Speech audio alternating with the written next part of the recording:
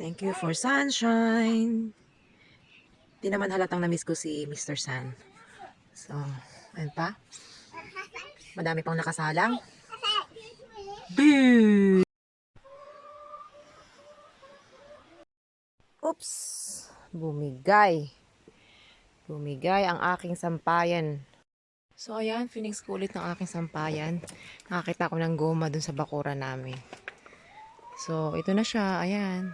Sampay na yung aking mga damit. Baka meron kayong extra sampayan dyan. Baka pwede namang mahiram. Charot.